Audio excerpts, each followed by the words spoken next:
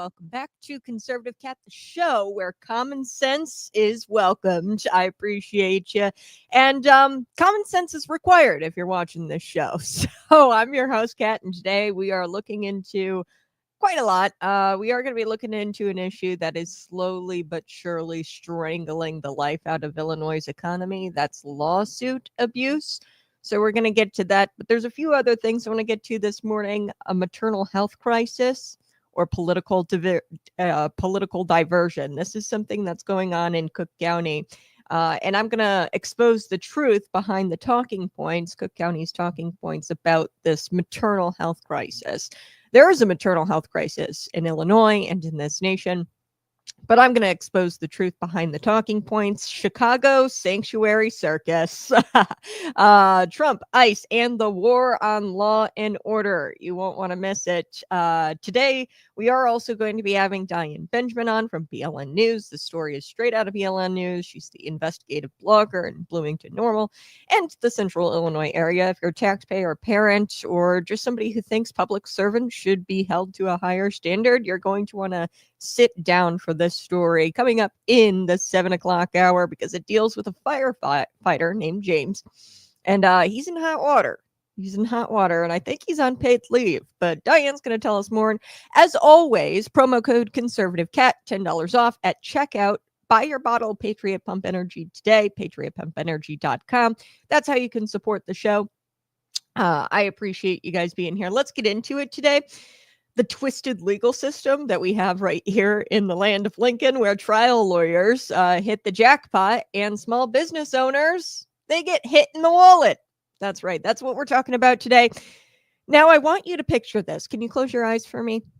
That'd be great. You're a fourth generation small business owner in Cook County. You wake up early, you put the lights on in the business, and you pay your taxes, and you try to stay competitive, and then boom! You're hit with a lawsuit over a technicality. Not because you did anything wrong, but because somebody saw an opportunity to cash in. So this new report came out. Citizens Against Lawsuit Abuse, CALA. CALA, Citizens Against Lawsuit Abuse. This is an op-ed in the Center Square. I read it. It really got me thinking about the lawsuit abuse here in the state. According to their findings, we, the hardworking people of Illinois, are paying what's called a tort tax. Yeah, you heard me right. About $2,100 per person every year.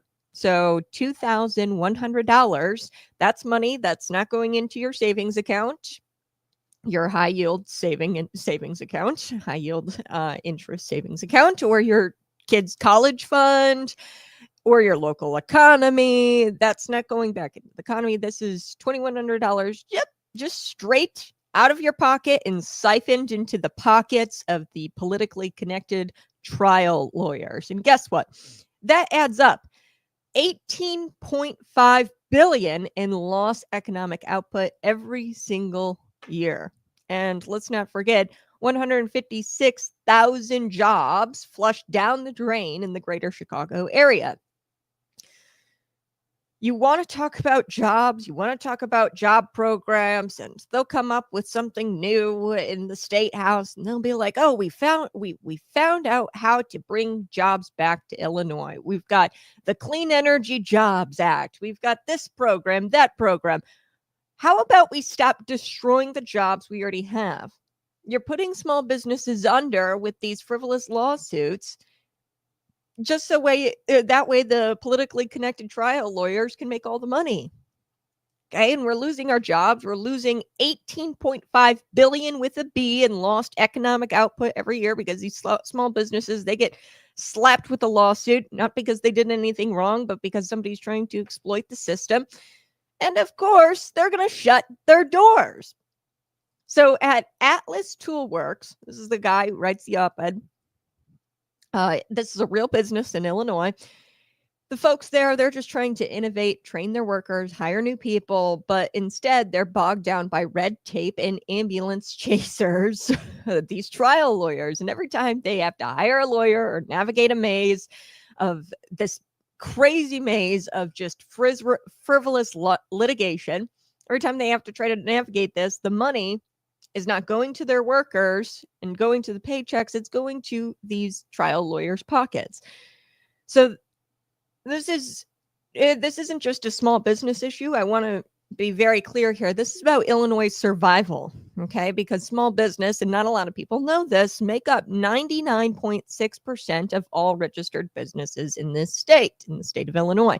They are the engine. Small businesses are the heart. They are the soul. And our lawmakers treat them like they're spare parts. No, they are the engine. Why? Well, let's follow the money. I encourage you to follow the money. Over $1 million has been funneled from trial lawyer PACs into the pockets of Illinois politicians. Okay, so trial lawyer PACs. They take the money, they pay the politicians, and guess what? Favorable legislation for them makes it easier to take small business owners to court and for them to make money off of frivolous lawsuits. Okay, it's pay to play. It's very simple. And these aren't your neighborhood lawyers. They're not like your buddies looking for justice. Okay, these are political investors expecting a return. Okay, so they invest through this PAC and then they're expecting a return. And you and I, well, we're the ones paying the dividends. Okay, so I want to be clear. We're not talking about getting rid of legitimate legal protections. Okay, no one's saying that workers should get screwed over at work or consumers shouldn't have a voice. I'm not saying any of that, but there's a big difference between justice and jackpots.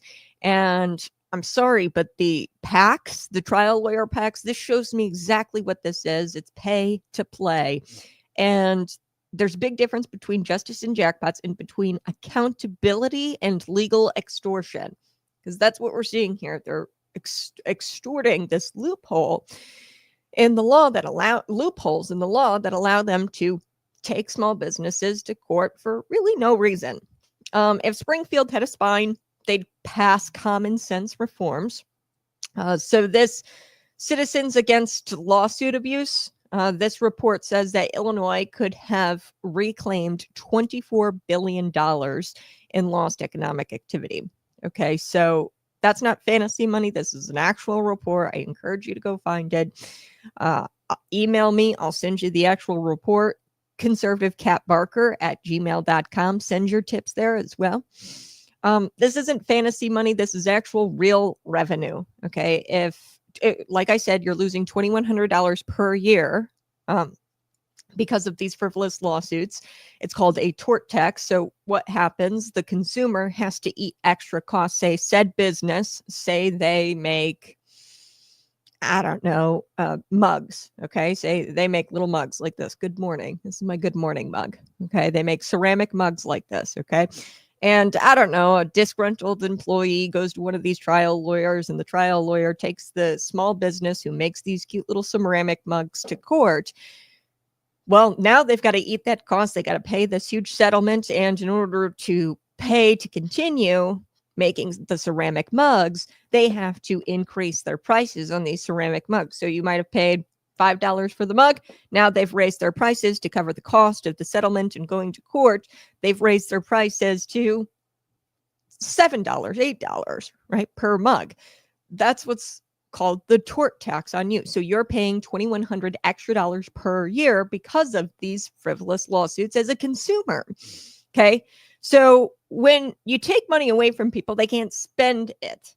Okay, they're taking money away, and that's money that the state of Illinois is losing. So if we had that $2,100 not go into the pockets of these trial lawyers, because ultimately that's kind of how that works.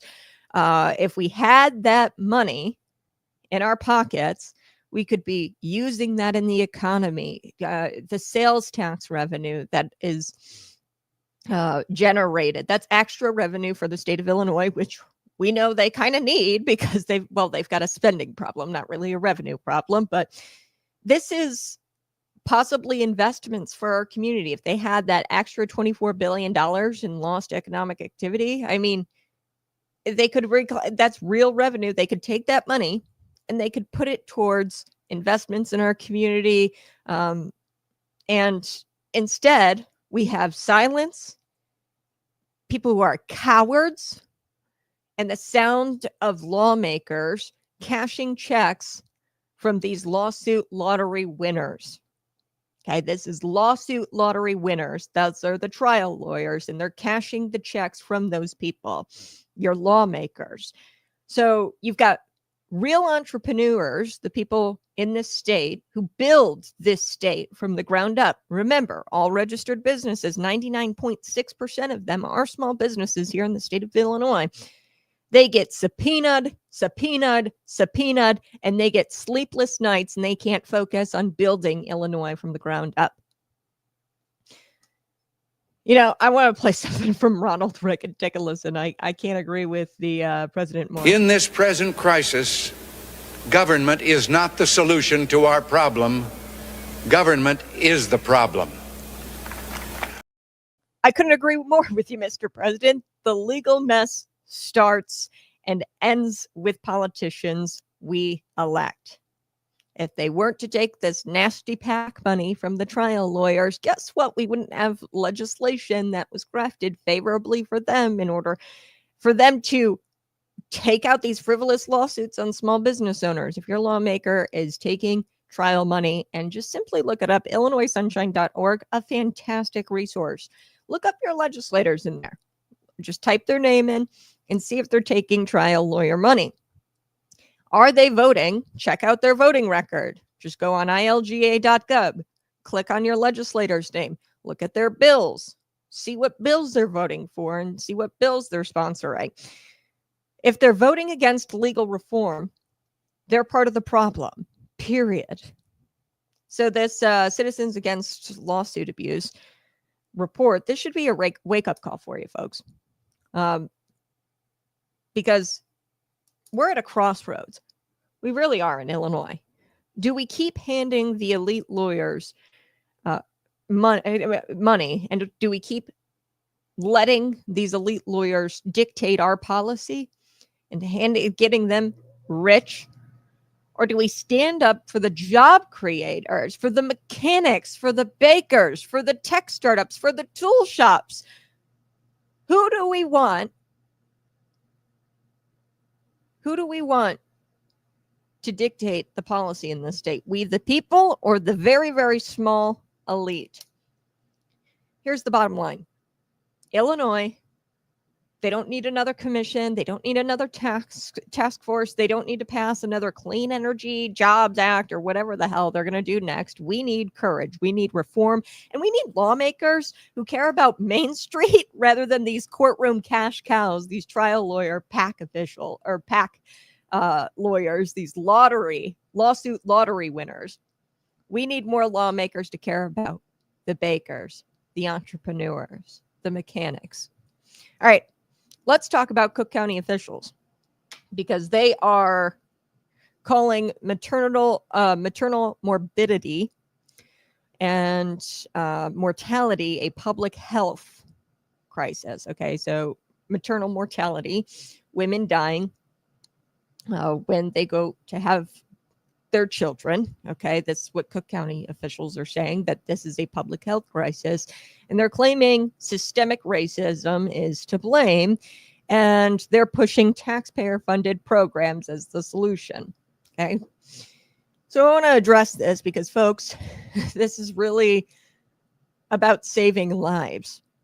This should be about saving lives, but they would rather make this all about big government theatrics and push identity politics to mask what really is going on, and that's policy failures here in the state of Illinois. And this should really be about saving the lives of the women who die during childbirth or during pregnancy or whatever, right? Maternal morbidity and mortality.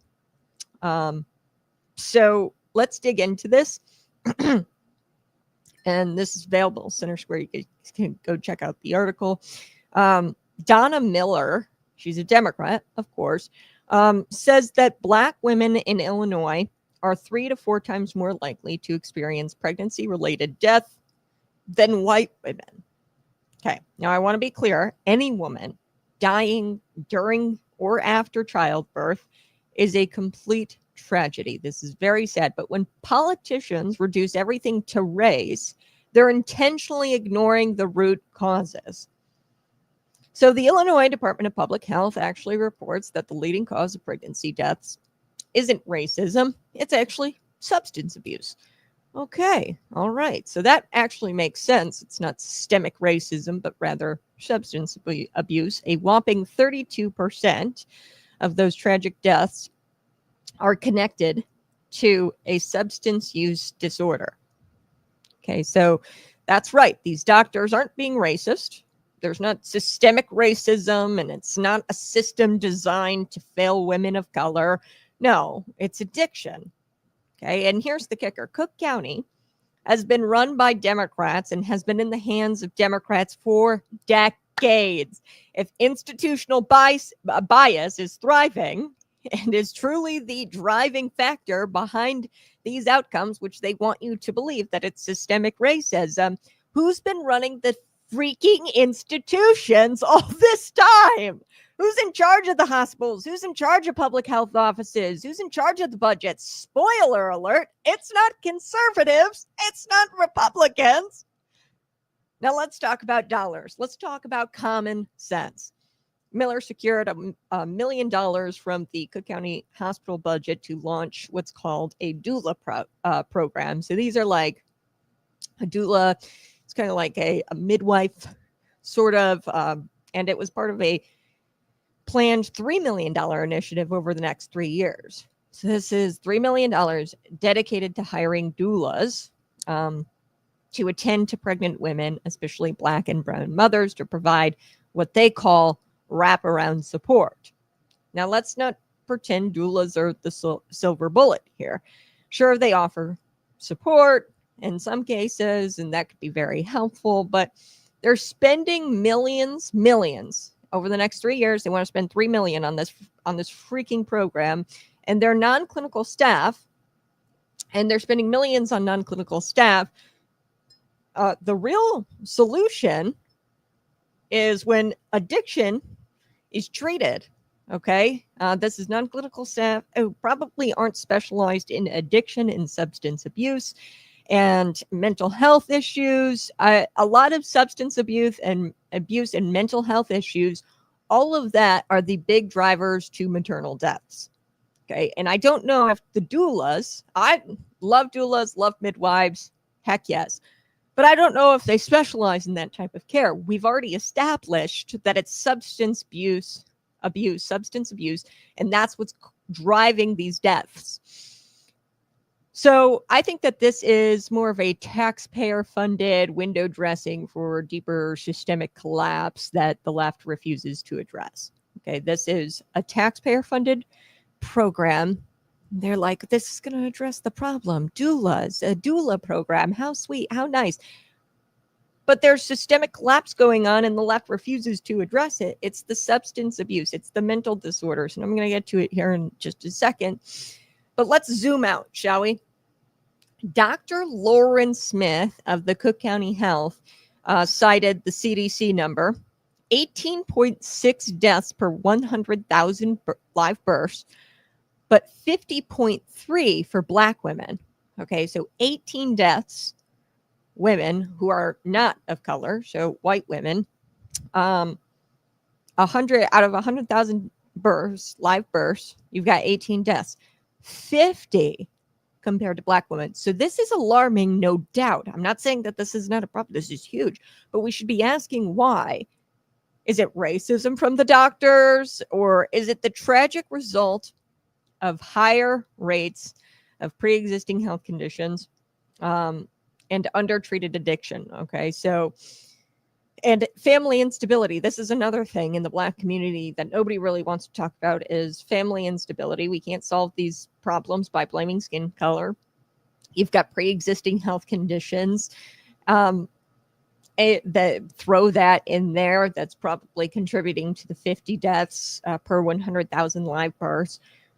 We solve the problem, folks, by addressing behavioral issues, personal responsibility, the pre-existing conditions, these welfare programs, the SNAP. We should be taking the Coca-Cola out of it. You shouldn't be allowed to drink Coca-Cola if you're using food stamps. Okay? I mean, that's a big problem. People are using food stamps. They're getting Fritos. We need to take the food dyes out of our food, the chemicals out of our food. That's a big problem as well. And there's a breakdown of family structures going on, and it's because the Black community relies on the government. There's a government dependency problem, and this enables behavioral health issues. It enables problems with personal responsibility. It enables the breakdown of family structures. There's no fathers in the household. There's no father saying, hey, no, you can't have the Fritos.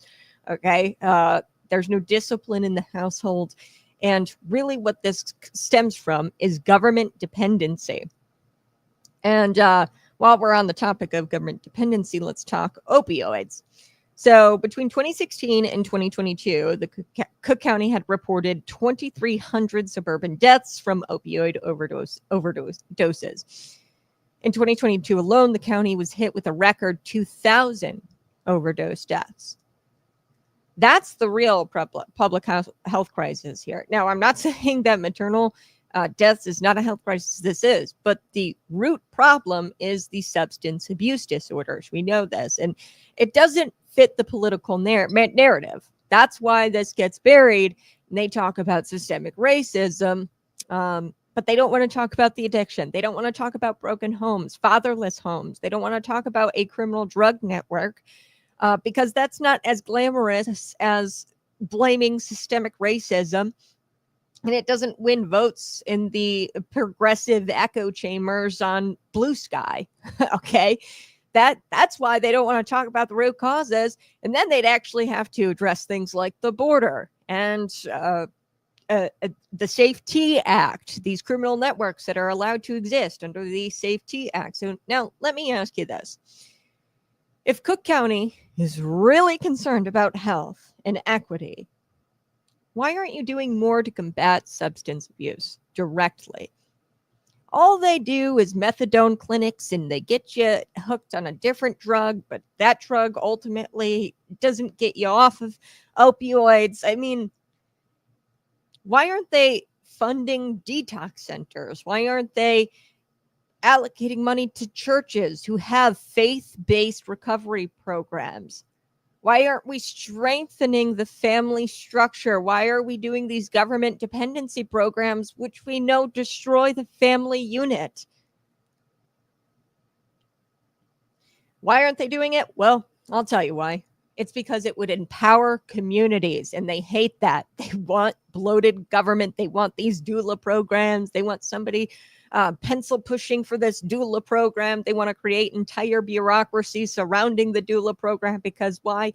It's bloated government, and you're getting a salary and you're making more money. And it's just so tragic. Tuesday, there was a press conference. County officials used the opportunity to attack Republicans in Washington over the proposed NIH budget cuts. By the way, Cook County Board President Tony Preckwinkle said that these cuts, she threatened that these cuts are going to dismantle life-saving research.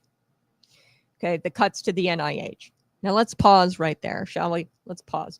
The NIH budget for 2024, over $47 billion. And this NIH, this is the same NIH that has been accused of funneling taxpayer money for gain-of-function research in China during COVID, by the way.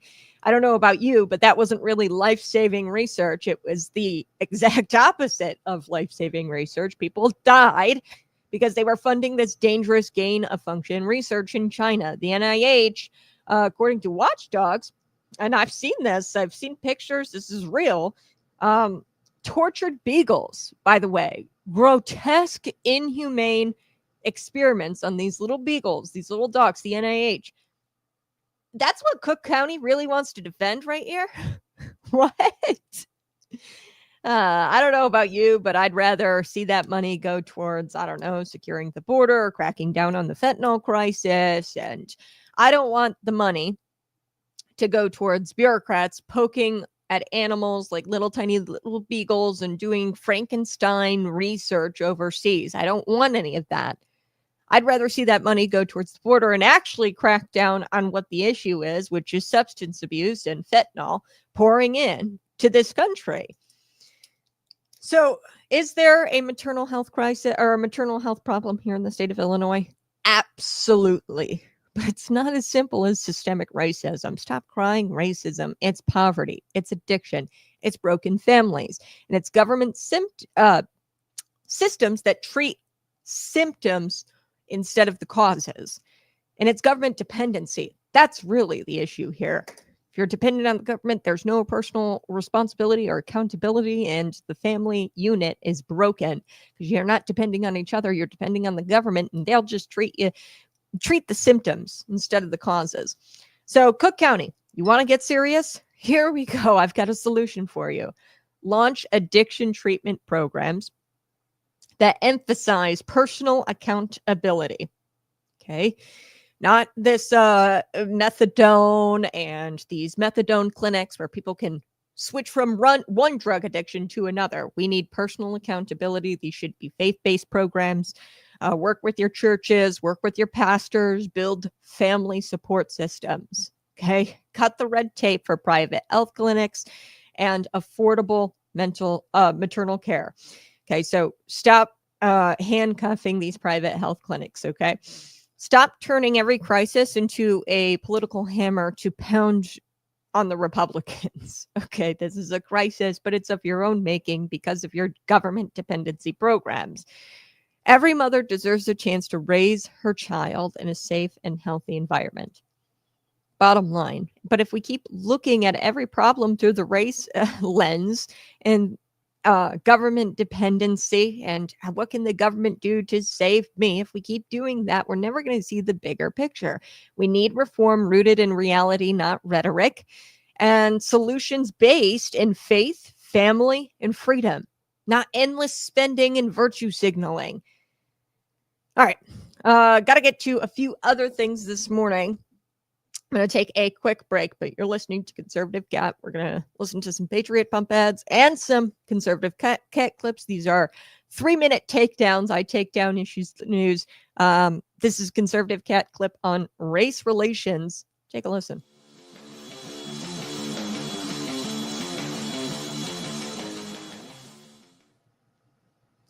Welcome back to Conservative Cat Clips, and we cut through the spin and we provide the facts, not feelings. I'm your host, Kat, and today we're going to be talking about one of the most powerful, misunderstood, and misused moments in American race relations. That is Michael Brown and the case in Ferguson, Missouri. Let's go back to the year of 2014. 18-year-old black male was shot and killed by a white officer, Darren Wilson. The media exploded immediately, and the headline screamed, "Hands up, don't shoot, hands up, don't shoot." And just like that, the narrative was locked in. Multiple investigations, including one done by the Obama Justice Department, the DOJ, found no evidence that Brown had his hands up and he was surrendering. No. The report showed that he was assaulting the officer, that he tried to take his gun, and he was a threat. Those aren't opinions. Those are just facts backed by forensic evidence and eyewitness accounts and federal findings. But did the facts slow down? Slow anything down regarding the narrative? No, of course not. By the time the truth came out, the damage was done. Ferguson was in flames, police were demonized, and the divide between Americans grew deeper. And that's not because of what happened. It's because of what we were told happened. And the media turned the tragedy into a political weapon. Activists and politicians used Ferguson to launch entire movements, and that's not justice. That wasn't built on justice, those movements. It was built on a false premise. The cities have been defunded. The police departments, the officers have been leaving the force in record numbers. Crime has been surging, often especially in these very neighborhoods that these people claim to defend, minority neighborhoods. So let's be real. Race is complicated. It's an emotional topic, but you can't build unity on lies. Michael Brown's death was tragic, yes, but turning it into a symbol of systemic racism when even Barack Obama's DOJ found the shooting justified, give me a break. This was irresponsible. So nearly a decade later, we're still picking up the pieces. People grew up believing that the cops were out there hunting them down. Officers are now hesitating and they're not acting correctly while they're on the force, and they're fearing being crucified on Twitter or Facebook or whatever, and radical groups like BLM, they're raking in millions of donations off of this movement, and they're going to continue to push divides and to divide America because they want to continue raking in millions in donations. So we got to stop letting the loudest lie drown out the quiet truth. And that's what happens a lot of times in these race cases. Because when we do, the solutions die. Real victims get ignored, and the only winners here are those profiting off of division. Your radical groups like BLM who are profiting off these millions in donations.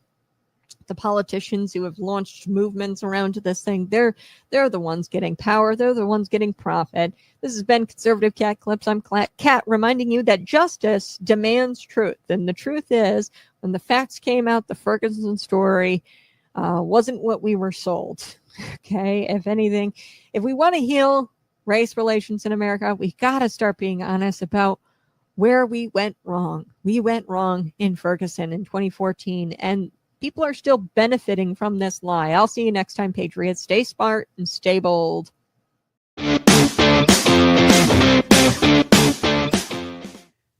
You ever tried to explain your faith to someone who doesn't get it? Like you're speaking a different language?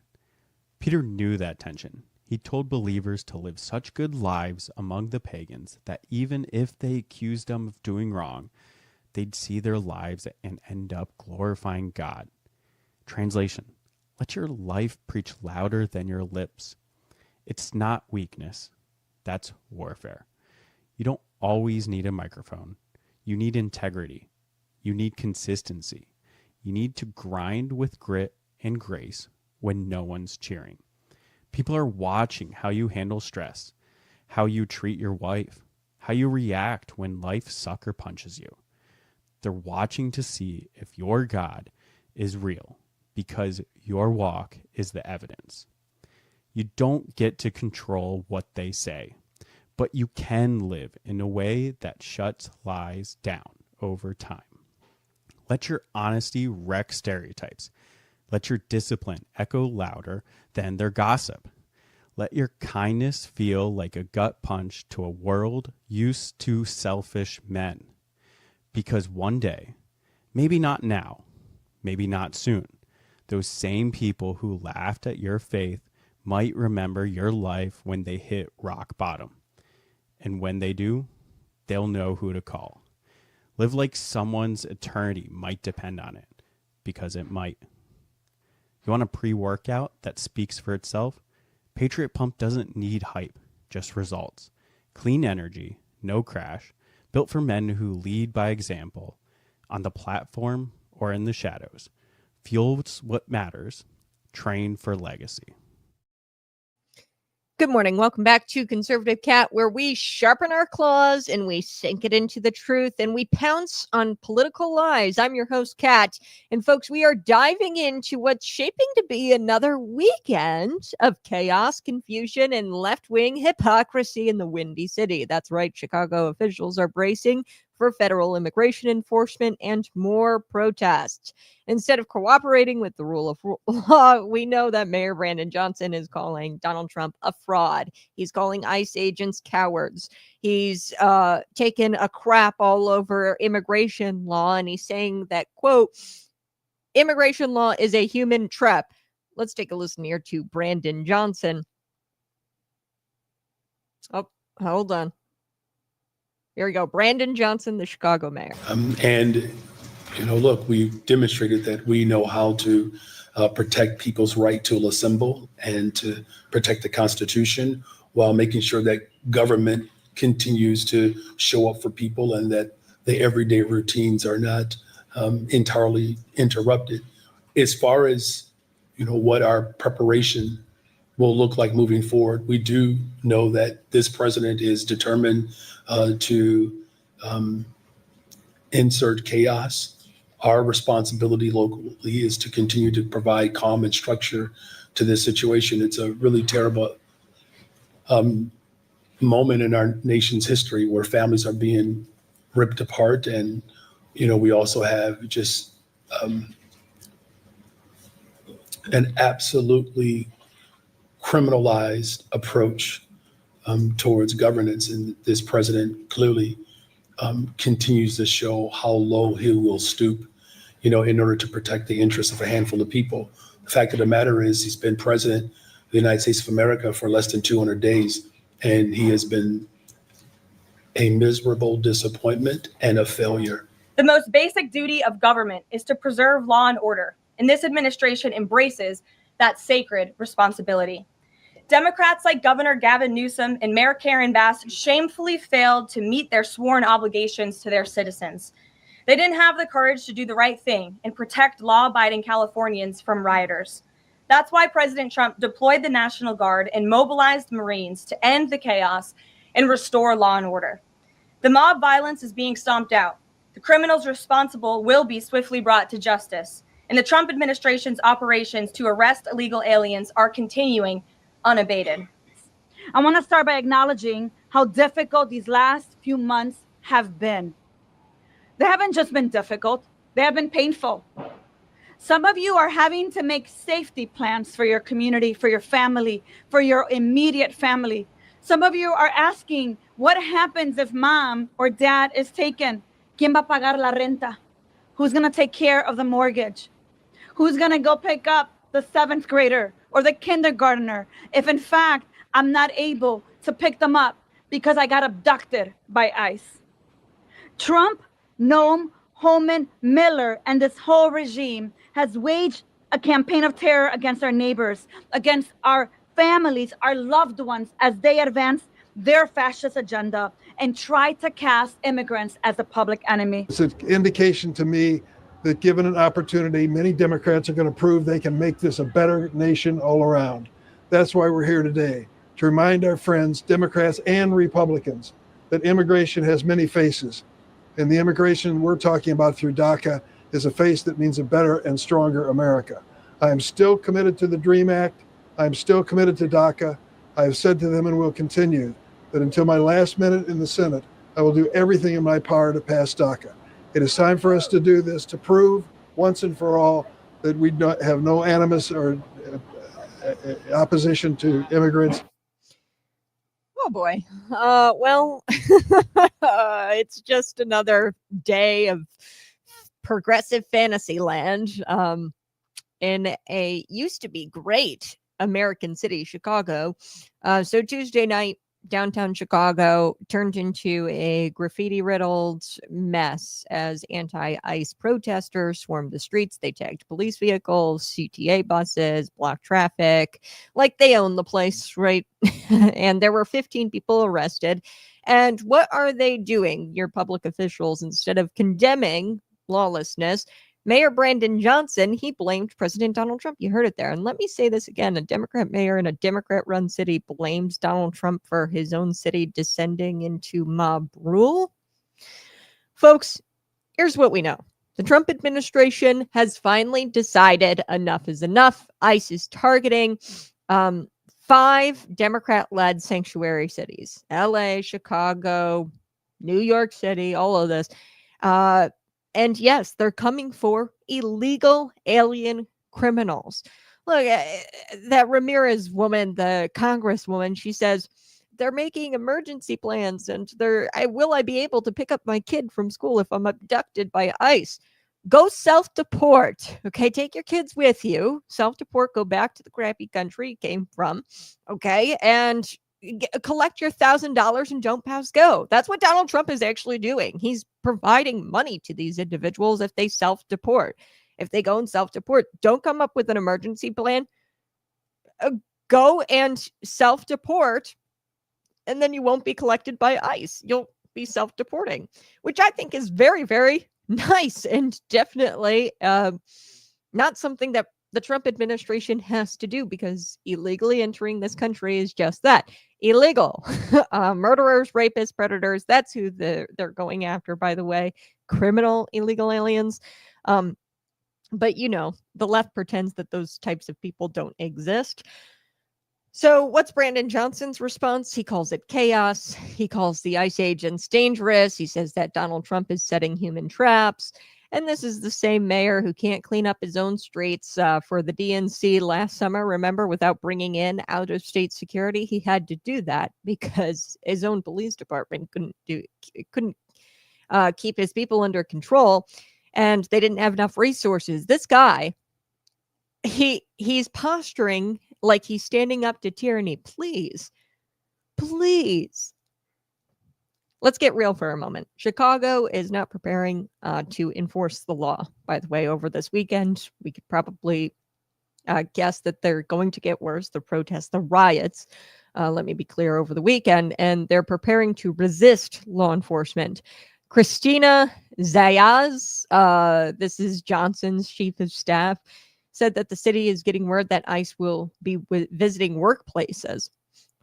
Oh no, ICE is visiting workplaces. Oh no. Well, guess what? That's what immigration enforcement looks like. It's not about attacking immigrants. It's about holding people accountable who broke the law and illegally entered this country and didn't decide to leave on their own. He's giving them the option to self-deport, and then you get to collect $1,000 if you self-deport. This is called kindness, compassion. And if you still remain in the country illegally, that is when ICE is going to pick you up at your job. The real chaos isn't coming from Donald Trump.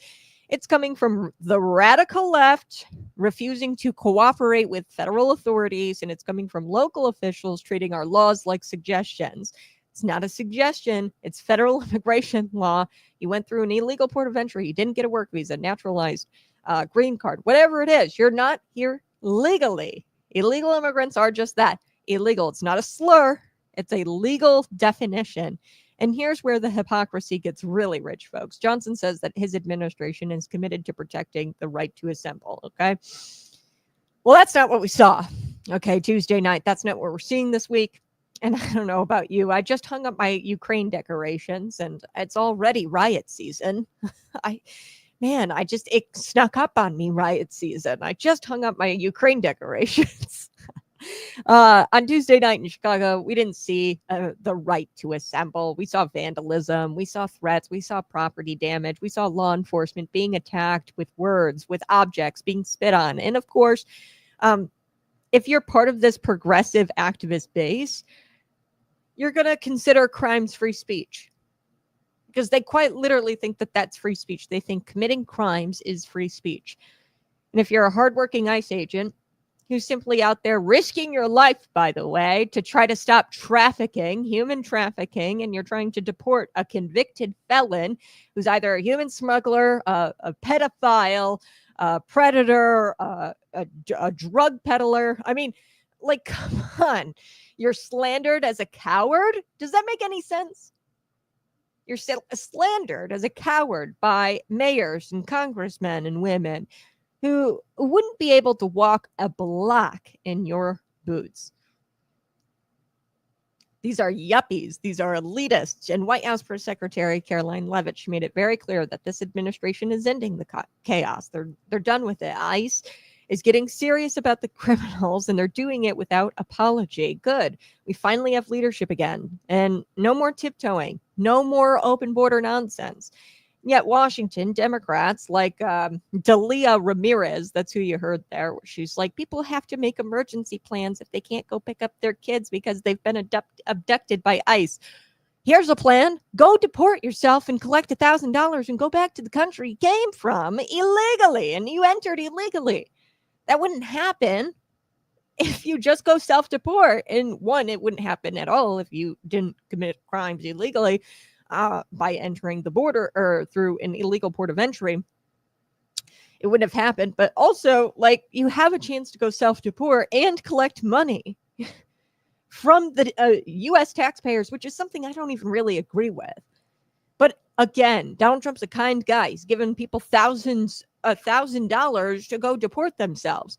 So Ramirez, Dick Durbin was out there trotting the same old lines and Ramirez called the Trump administration fascist. It's just tiresome at this point. And then they talked about the Deferred Action Childhood Arrivals or DACA, as if this, executive order gives someone a lifelong hall pass to remain in this country, no questions asked. I do want to break down DACA a little bit because DACA is and isn't certain things. DACA was a temporary patch, unconstitutional patch by Barack Obama, and DACA does not equal citizenship. It never passed Congress. DACA never passed Congress. It was unconstitutional, and it was never really designed to be permanent. Okay, the left uses DACA recipients as political shields, and they ignore that DACA-aged individuals are now 30, and not all of them are valedictorians. Not all of them are good Samaritans. Not all of them are productive. Look no further than the picture of Dick Durbin and Gabriel Calixto. Okay, Gabriel Calixto, still at large, by the way, and accused of stabbing to death Emma Schaefer of Springfield, Illinois. Prior to that, he served in the Department of Corrections for kidnapping and threatening to kill Katie O'Brien.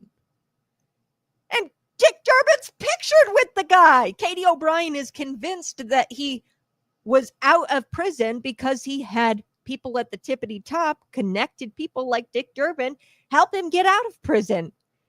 The first time when she was an ex-girlfriend of his, he kidnapped her, Katie O'Brien. And this guy's pictured with the DACA guy who's accused of stabbing to death a girl in Springfield, Illinois.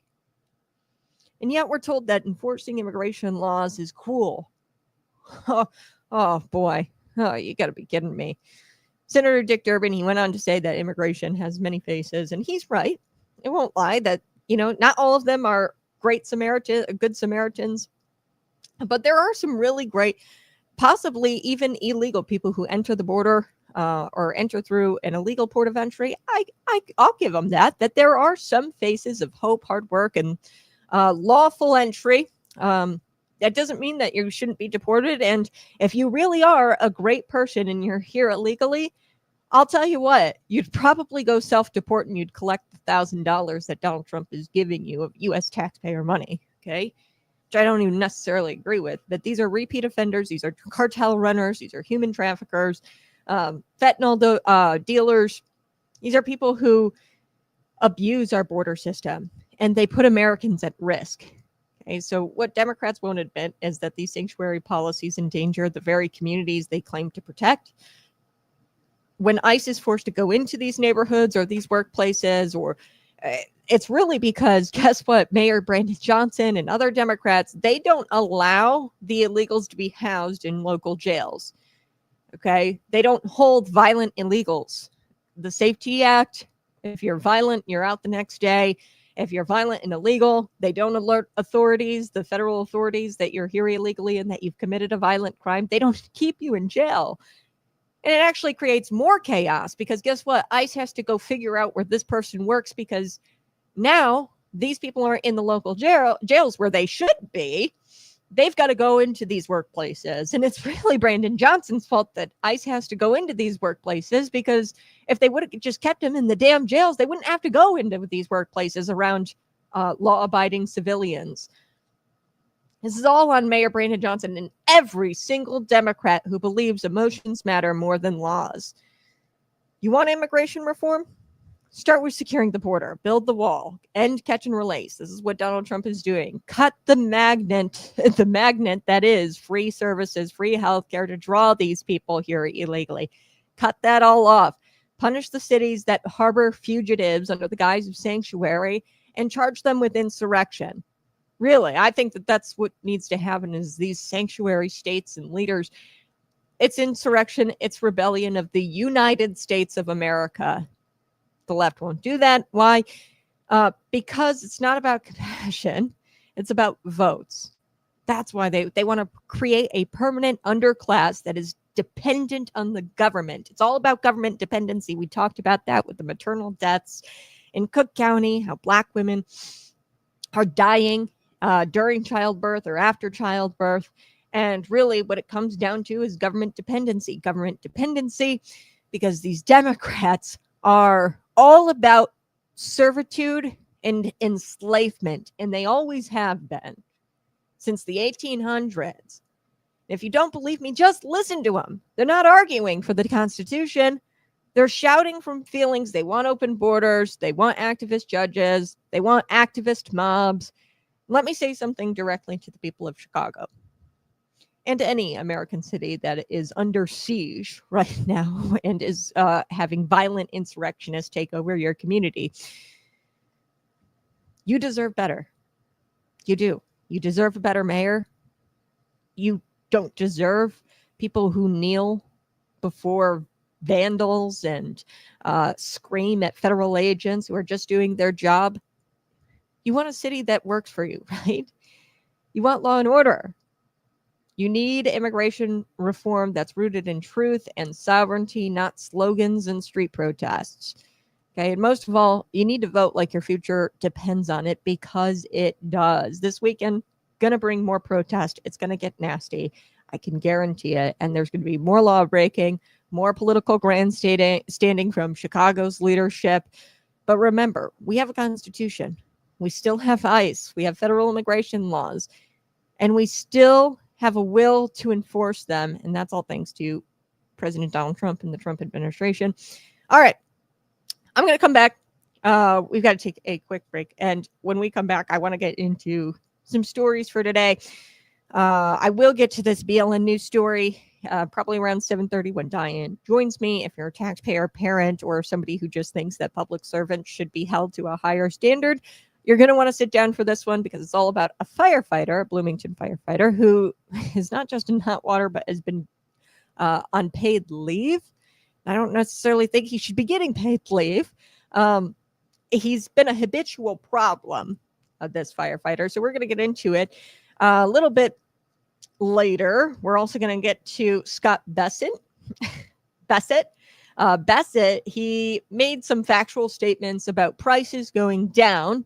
And this Democrat representative had a meltdown, and she accused Scott Bassett of being a sexist because he disagreed with her and he presented factual statements about prices going down.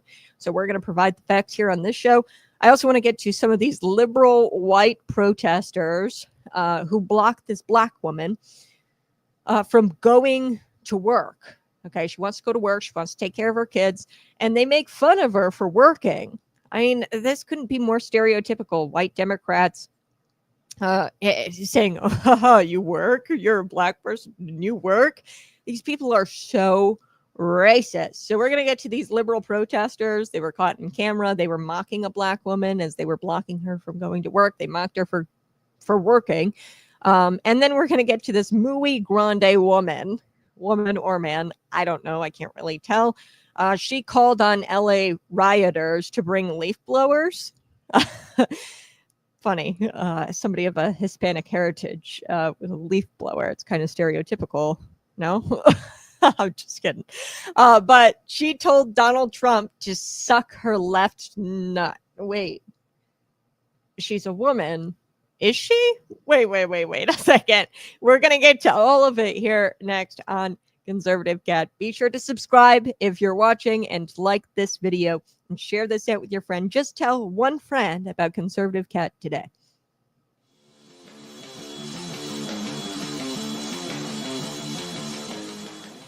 You're listening to Conservative Cat Clips, where we dig up the truth and we serve it all with a snarl. I'm your host, Cat, and today we are turning our claws on the man who ran Illinois like it was his personal little kingdom for nearly half a century. That's Michael J. Madigan, the Velvet Hammer. Soft-spoken on camera, but was a heavy-fisted, hard-fisted guy when it came to the backroom deals. He was slippery as an eel when the feds came knocking on his door. So let's get into the history. Michael Madigan was elected to the Illinois House way back in 1971 and became a speaker in 1983, holding that position for a very, very long time, longer than most marriages. Okay. Most marriages don't last as long as he was speaker. He was the longest ever serving legislative speaker in American history, by the way.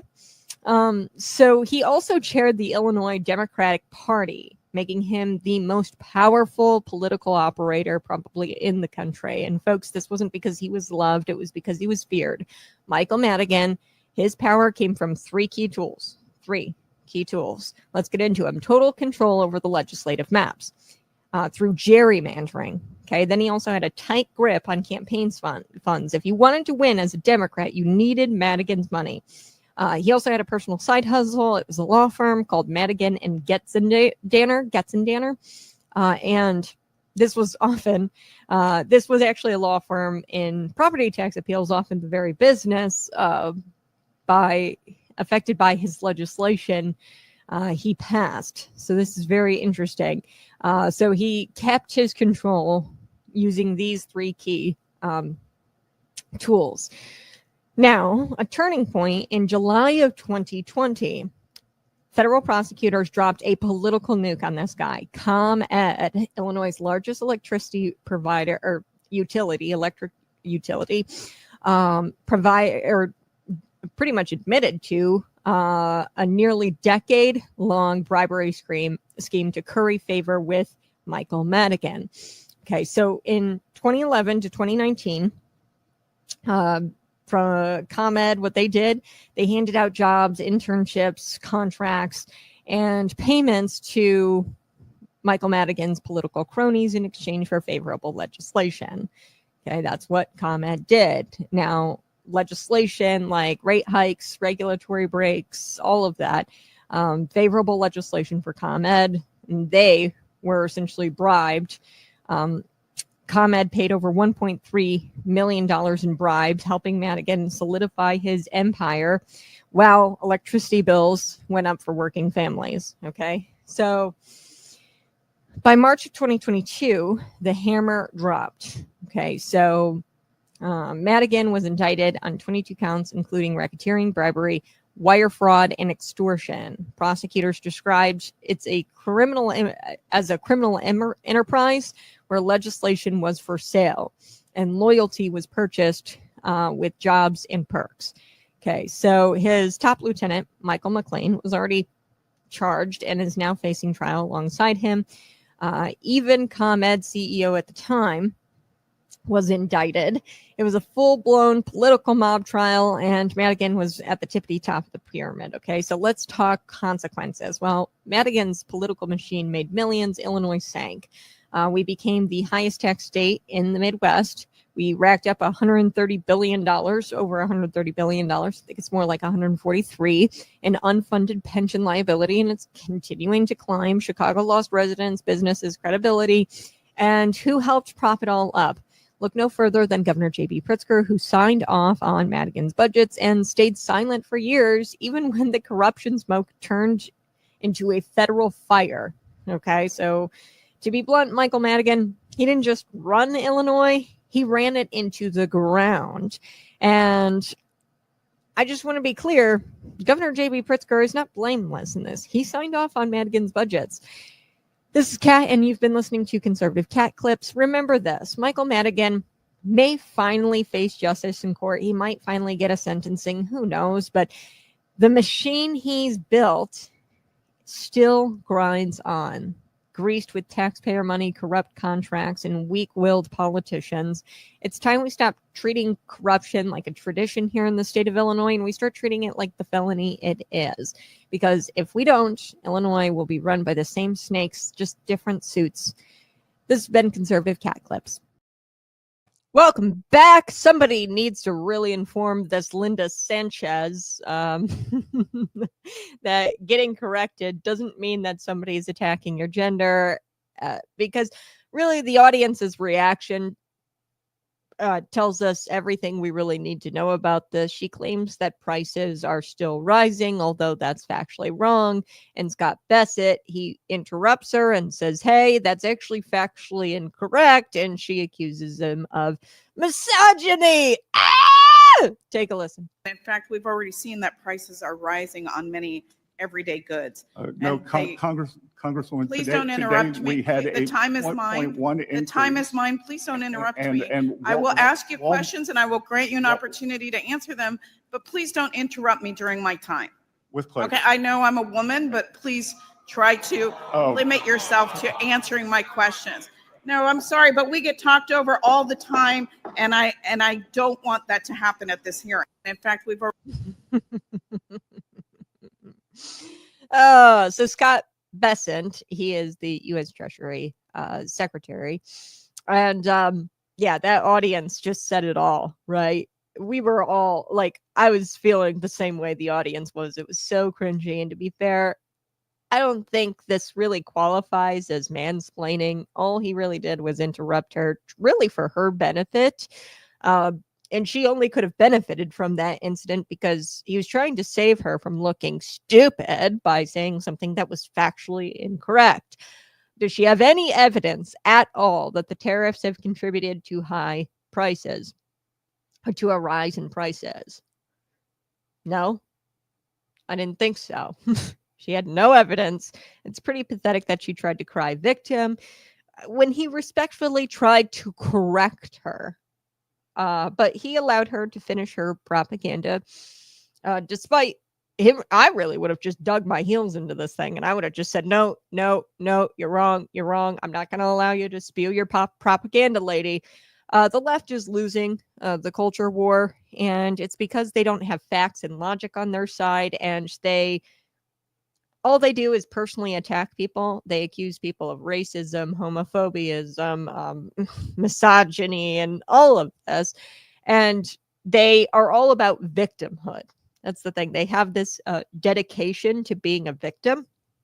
And you can't just cry misogyny every time a woman gets something wrong. Okay, she got something wrong. He tried to correct her factually with evidence, and she had no evidence to support that the prices are rising. She claims that he's sexist solely because he corrected her, and she just happens to be a woman. She cries sexism despite it being very, very clear that the prices aren't rising. I'm going to get to the stats here in just a minute, but logically, the audience groaned because what she was doing was not logical, and they groaned because it was like, yeah, clearly you're in the wrong here, lady. Like, really? You're gonna do the misogyny bit, like the victimhood bit? People are kind of exhausted. I don't know. Let me know in the comments section. Are you exhausted of the left constantly crying victimhood? I mean, it's like the oppression Olympics.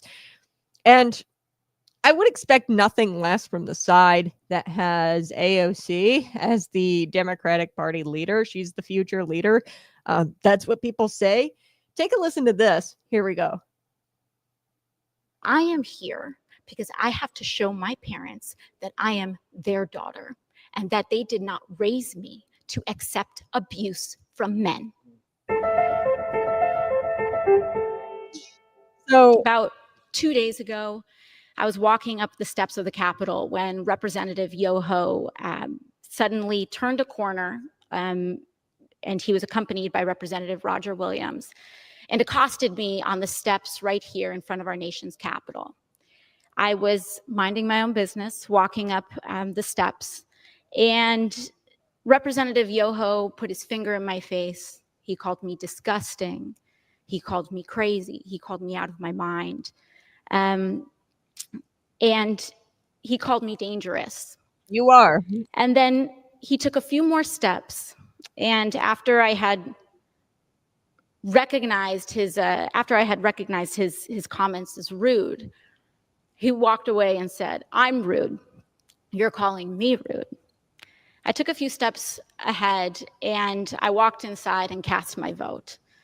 I walked back out and there were reporters in the front of the Capitol. And in front of reporters, Representative Yoho called me, and I quote, "a fucking bitch." So this is AOC. She is like the leader of the Democrat Party, the future of the Democrat Party. And what was going on here was she tried to say that Ted Yoho's attack was sexist. No, I mean, it was a heated exchange, yes, and maybe a little out of line if he did in fact call her a blanking bitch. I get it, but that's not sexism. I mean, that's, heated debate. And, I think about the founding fathers and I'd imagine them being in debate. I bet there were some words exchanged. Okay. If you don't like it, maybe you shouldn't be in politics, right? The founding fathers, I'm sure there was some heated debate and some language was used. Christian, I don't like the language either. But if you can't play ball, get off the court, right? I mean, you don't get to cry oppression and sexism, and then at the same time want, I mean, you're in a space that really should be dominated by men. Okay. And if you don't want to be treated like a man and use language like a man, and if it offends you, then maybe you shouldn't be in that space. Sorry, that's just the way I see it. And she got all but her because he used some language. I'd imagine George Washington and, Thomas Jefferson and all these founding fathers, when they were talking about the Constitution and when they were crafting laws, I bet there was some language used. I really do. And if it makes me uncomfortable, then get out. If you can't play ball, get off the court. Okay, so this is why leftists, they always resort to accusations. It's because they don't have the truth on their side. NPR, I want to get back to this lady. What is her name? This representative, Linda Sanchez. She accused Scott Bessent, the U.S. Treasury Secretary, of being a misogynist. And she says, don't interrupt me because I'm a woman. Okay, so he really was interrupting her because she was factually incorrect, and he wanted to prevent her from spewing propaganda from the very woke NPR. This is their numbers, not mine. Prices rose just 0.1% between April and May, and that's down from the 0.2% the month before. So prices are falling. Falling gasoline prices help to offset the rising cost of rent and groceries. That's what the NPR reported, folks, okay? They're reporting falling gasoline prices. They're talking about how those falling prices are actually helping to offset the rising cost of rent and groceries. So prices overall going down, and they have gone down. So 0.1% they rose 0.1% between April and May. And then that's down from the month before by 0.2%, okay? They rose 0.2% the month before. So the outlet added that overall goods and prices have held steady last month. I'd argue that they actually went down. Representative Sanchez, she's just totally false to claim that they rose. Her own leftist outlet that I'm sure she wakes up and reads every single morning because she's a loon, reported prices actually held steady. So she's just totally incorrect. And if she had done the tiniest bit of research instead of parroting fear-mongering propaganda, she might have saved herself from looking like a clueless clown. Chances are she went to bed thinking she owned Scott Bessent. She was like, I'm going to lay my head on the pillow at night, and I totally dominated, and I totally owned Bessent, despite coming off like a total fool because she didn't come correct and have the accurate numbers. And I mean, I think this is a perfect snapshot of modern leftism. What about you? What do you think? When I don't have any facts and I claim something, and then I'm just going to cry I'm going to cry misogyny. Okay. I'm going to cry sexism. I want to switch gears here. Let's switch gears. I want to talk a little bit about the anti-ICE protests that have spread throughout America's cities. A couple of years ago, I talked about these sleeper cells. I predicted that this was going to happen, by the way, where people were going to cause an uprising. They were going to usurp our government and cause an insurrection. And foreign nationals were going to fly flags, foreign flags. Yeah, I could have seen this coming. So these protests, they've spread across America's cities. There's protesters. There's also illegal immigrants sprinkled in through these protests. And some of these protesters are not the illegal immigrants flying their nation's flag, Mexico flag. Some of these protesters are the Yas Queen, I'm going to not work a day in my life, white liberals, and they're going to black traffic, and they're going to interfere with the lives of everyday people who are just trying to be useful in society. And they're going to try to bring them to their cause, their wokeism, their liberalism, and suck them in. And it's just not going to work because guess what? Most people just want to be productive in society, go home and put food in their children's mouth. Okay. And that's the case here with these two leftists. They prevented a woman from going to work, a black woman from going to work, and they mocked her for being upset that they were blocking her from going to work. And they were like, oh, you work? Like, this is a little too on the nose for the left. Like I said, it's government dependency. What we've got here is government dependency. Welcome to New York. Here we go. Let's take a look at this clip. White liberals blocking this black woman from going to work and feeding her children.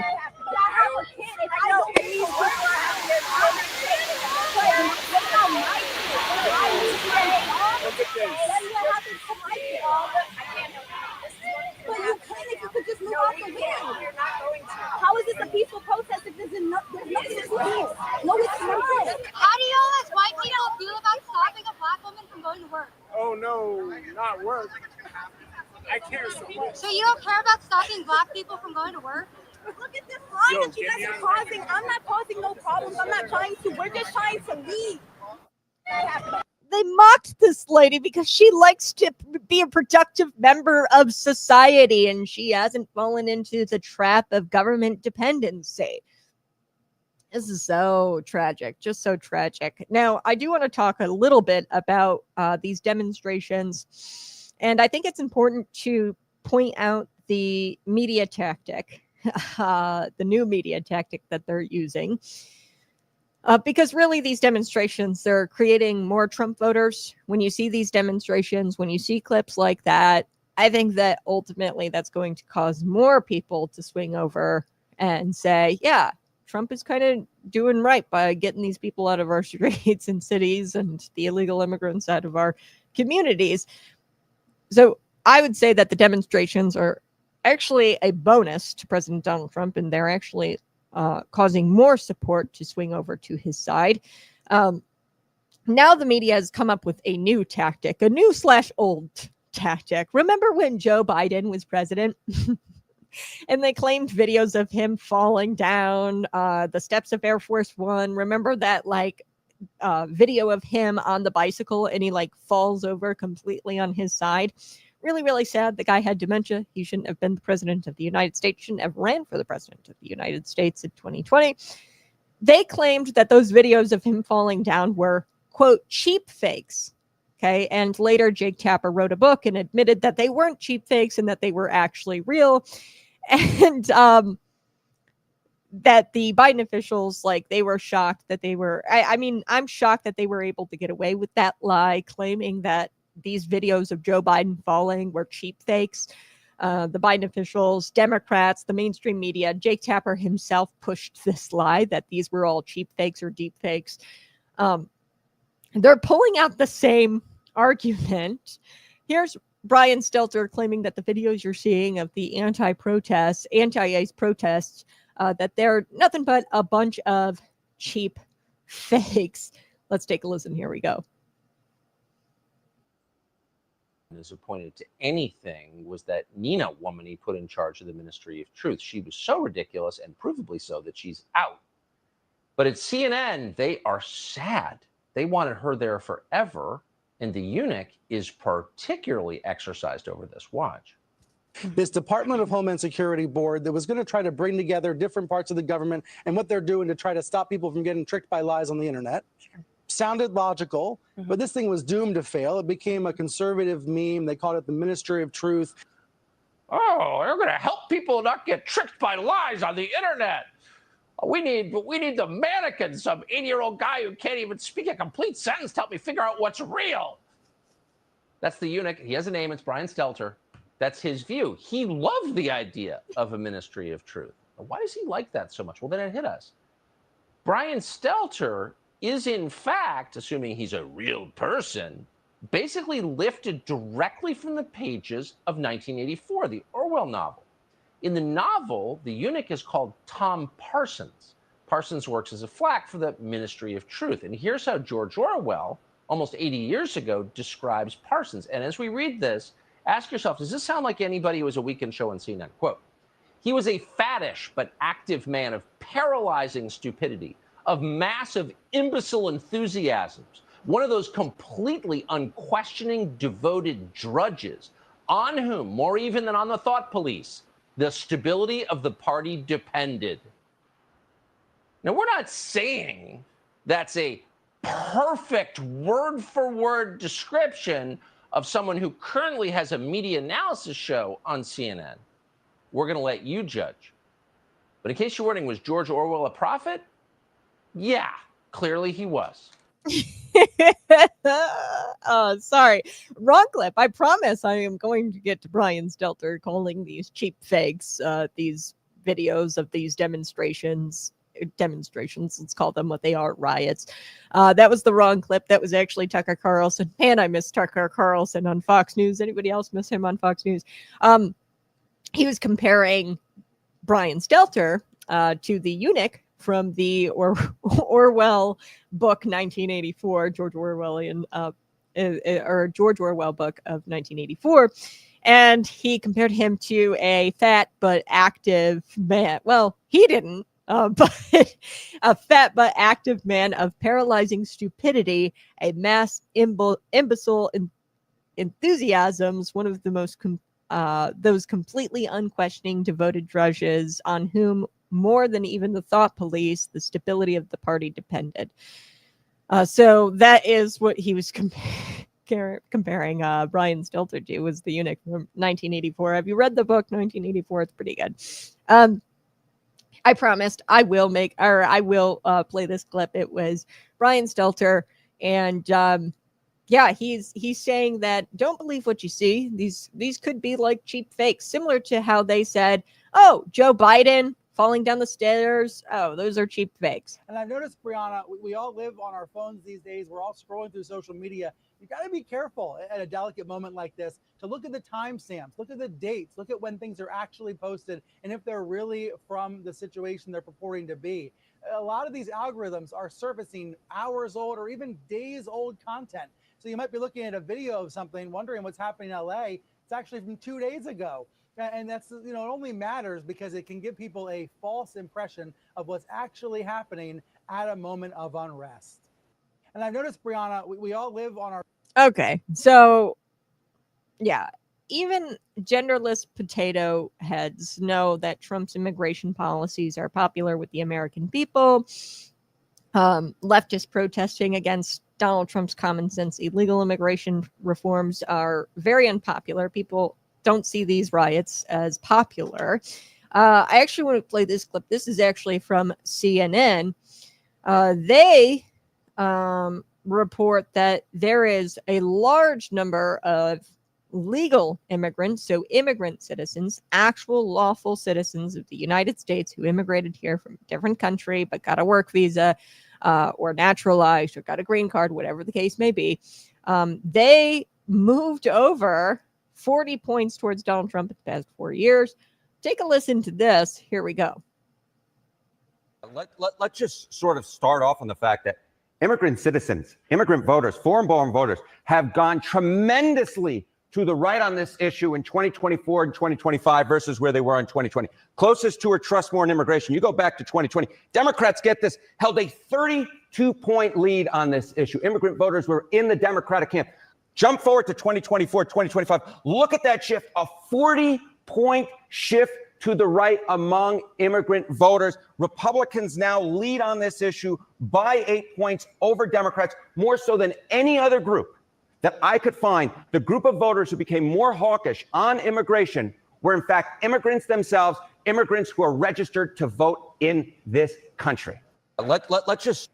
So like I said, these protests deeply unpopular with immigrants, law-abiding, legal immigrants. They are very, very pro-Trump. There is a 40-point swing on this issue of immigration policy. So a genderless potato head, somebody with no thoughts in their brain, can conclude that, hey, Trump's immigration policies, they're popular with the American people, all American people, including the legal immigrants. Leftists protesting against President Donald Trump's common sense policies. The leftist protests are deeply unpopular. People want to get to work. And earlier I played those white protesters who stopped this black woman from going to work and supporting her children. A little too on the nose for the Democrat Party today. We all hate those people. We know that they're going to probably be future Democrat staffers. So everybody knows what's going on here. Liberals, likely childless, they told this black mother, and that's what I was talking about earlier, that she should care more about the people of this country who came here illegally, who are in this country illegally. She should care more about them than her own dang children. These white liberals, they don't care about United States citizens. They don't care about Black Americans. In New York City, they're about ready to elect another socialist mayor. And the base support there for that mayor is going to be these affluent white liberals who don't quite understand that, hey, you know, there's Black Americans out there who just want to contribute to society and they want to feed their children, but they want this voter base. That's what it really is. They want a different voter base. They want another group of people to depend on them, much like the Black community. And they didn't like this Black woman. Why? Because she was a contributing member of society and she wanted to get to work and she cared about her children. And these affluent white liberals, they hate all of that. They hate faith, family, and freedom. They hate all of that. So it's riot season, as I said. I tore down my Ukraine decorations. I'm getting prepared for riot season. It's here. It's upon us already. And I want to get to this other lady. So we talked about the white liberals who blocked this Black woman from getting to work to, you know, feed her kids. And this woman, I'm going to call her Big Muy Grande lady. Okay. Now, I don't know. Maybe she is a lady. Maybe she's not. I think she's a lady. At one point, she told Donald Trump to suck her left nut. And I'd hate to misgender anybody. So I'm just going to say Muy Grande lady-ish.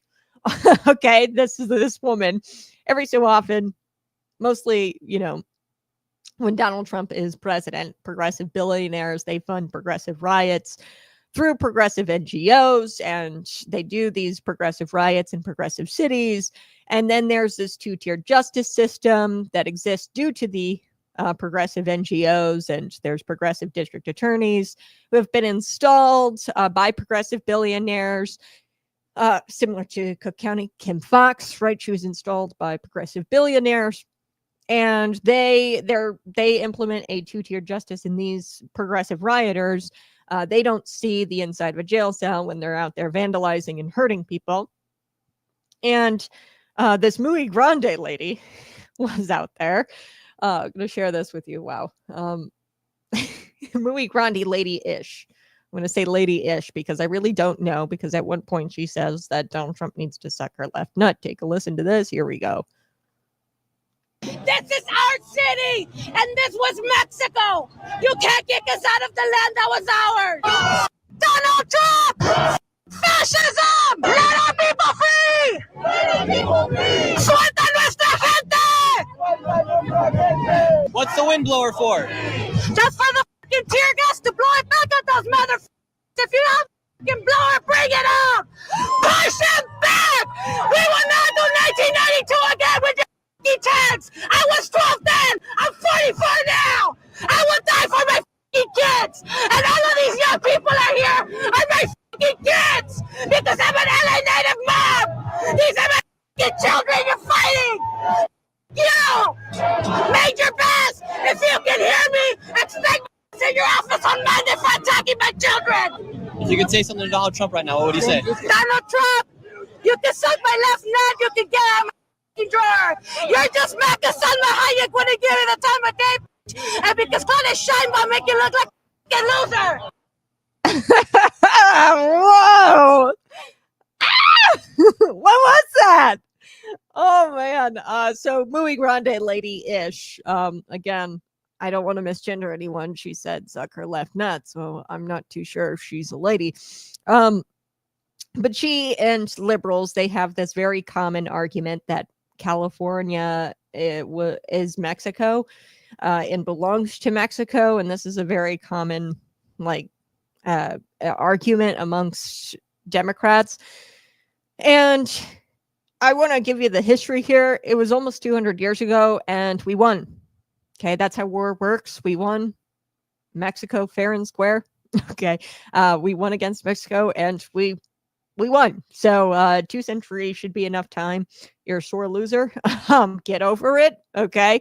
Go complain to Antonio Lopez de Santa Anna that he didn't fight hard enough to keep Los Angeles.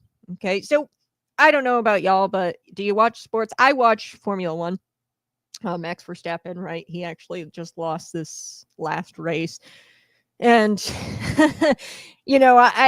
I get upset, but I blame like the general manager of the team or the team principal, and then I move on. Okay. Go complain to the guy who lost and didn't fight hard enough to win. So riot season remains to be one of my favorite political seasons, especially, because it only takes place in these cities, Los Angeles, Chicago, and I don't live in these liberal cities. You shouldn't either. You deserve better. They only exist in Los Angeles, and I get to watch from afar. That's why riot season is one of my favorites. But really, it's sad because there's actual people getting hurt, and there's actual people like that Black woman who wasn't able to go to work and feed her children, and she's going to have to deal with her boss yelling at her, right? So there's actual consequences. There's people who have to get to the hospital. They've got emergencies. They're going to the hospital. They're going to the doctor and they can't get their care. Okay. Even if there's nobody dying or nobody getting shot, which I'm sure, I don't know, over the weekend, I pray that that's not going to happen. I think that it's going to get much worse in Chicago over this weekend. We'll have to see. I pray that that doesn't happen. But there's real consequences to this kind of stuff. I laugh, I joke about Muy Grande Lady-ish and this woman because I'm watching from afar, but there's real people who are being affected by this directly, and we can't forget about those people. I want to bring Diane on here in just a quick second. Let me set this up. I want to talk about this story out of Bloomington. This is a really kind of odd story. Not one that I am too familiar with. BLNNEWS, they've got this story. If you're a taxpayer parent and somebody who thinks that our public servants should be held to a higher standard, you're going to want to sit down for this one. A firefighter. He seems to be in a bit of hot water, and he's on paid leave, not for being a hero, but for really being a habitual problem. So we're talking about domestic violence, guns, mental health holds, police reports, and yes, zero accountability. And they're all while your hard-earned money is being collected and given to a guy to sit at home and wait for the fire to blow over, essentially. I think that that's what's going on. So this firefighter, a Bloomington firefighter, heads out to Indianapolis with a group of firefighters, fellow firefighters, for a convention of sorts, according to BLNNEWS. His girlfriend tags along. Big red flag right there. I don't know about you, but this big red flag, bringing your girlfriend along on a professional convention. I don't think that that's typical. And it's definitely a red flag based on their history, because this woman for years has refused to press charges despite many multiple domestic violence incidents involved with this firefighter and his girlfriend. It's like clockwork. It happens over and over again. And this time this was at a hotel in Indianapolis. And the fight escalated. And the word is that he accused her of sleeping with the fire chief. Okay, so she ultimately has to flee from that hotel room she's in with him. And then she goes to the other firefighters, the adults in the room, right? She goes to them for safety. So think about this. She couldn't even stay in her own hotel room with this guy. And this guy is supposed to be a public safety officer of some kind, right? A firefighter. But she felt like it was too dangerous and had to go into somebody else's room, allegedly, right? This is the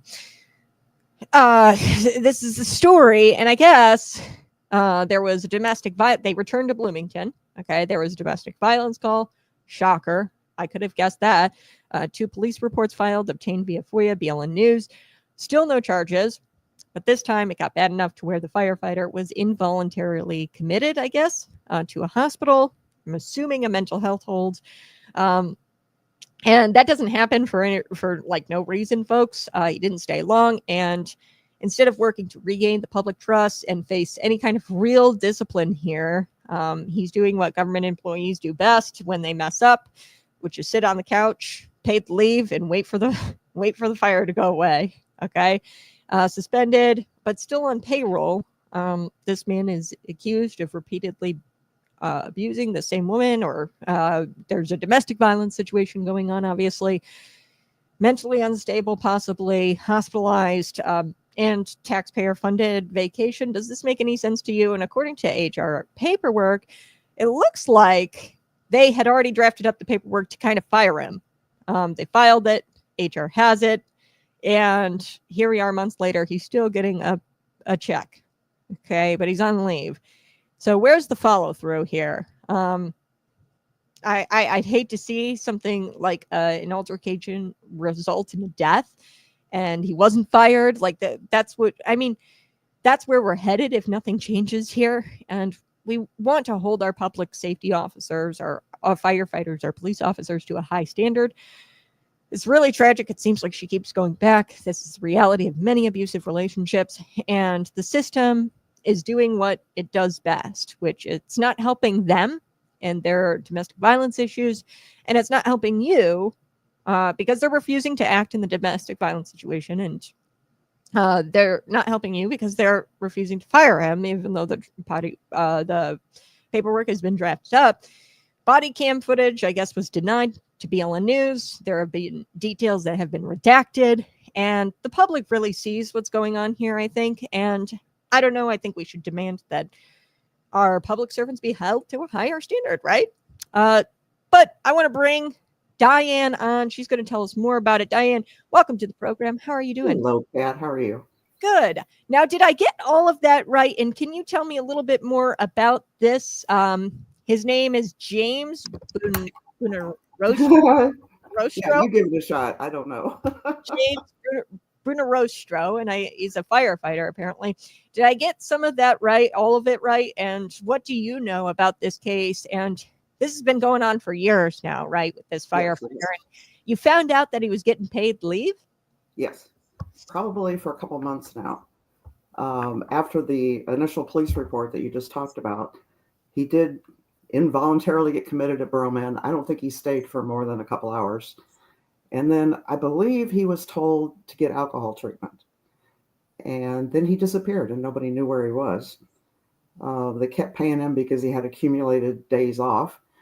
And then when those days ran out, somehow he reappeared and got put on administrative leave. So he's been getting paid ever since. Mm. Now, I don't think this is a matter of the union blocking his firing. I think they want him gone because this has been going on for a long time. Yeah. I think they're just done with him. I just don't understand his girlfriend. I know women don't leave domestic violence situations because they keep believing them when they say, I'll change, I'll never do it again. But I don't know how many times it takes before you actually give up and say enough of this. Yeah. Yeah. And I wonder if it's just bureaucracy and like at the time it takes to actually get him to be fired. Really, I don't know what's going on. And, the union might want him gone and everybody might want him gone. But like, why is the trigger not being pulled here where because we really need the standard has to be high for public servants. It sucks. I know we've all got issues. We've all got family problems and domestic violence. We all know somebody who's gone through it, probably personally. And I'm not trying to judge this guy, but you got to be held to a high standard, especially when you're in such a high stress type job. And in your article, you actually talked about some real heroes who did some real life-saving actions and interventions involving infants, cardiac patients, and there wasn't a whole lot of headlines about that. And I know I would love to have had more details. At the city council meeting Monday night, they had this whole line of firemen and a couple of policemen who were honored for life-saving things that they did, and we really don't have a lot of details. I mean, yeah. I've got some from behind the scenes, but I don't want to reveal it because that would reveal my source. And the city's been trying for years to find out what my source is in the fire department, but I'm not gonna spell it. Well, BLNNEWS, folks, this is the place to go because she's got sources all over the Central Illinois area, and she is on top of it. And I think that we have to celebrate those who embody the best of our public institutions, and they like fail epically every single time at doing this. And they wonder why there's people like you, me, who are so like adversarial with the government. It's because they're always silently protecting the ones who disgrace these public institutions. Okay, so they keep it all silent and quiet, and they don't do this very like, hey, public firing, we condemn these actions totally. We have to keep our public safety officers to a higher standard. And then they keep this like really quiet. Like, why not celebrate these people? These are heroes. Instead of like using the system to sort of shield the offenders. He's getting paid administrative leave. He hasn't had this really open public firing. I haven't seen any kind of statements from the fire department condemning his actions at all.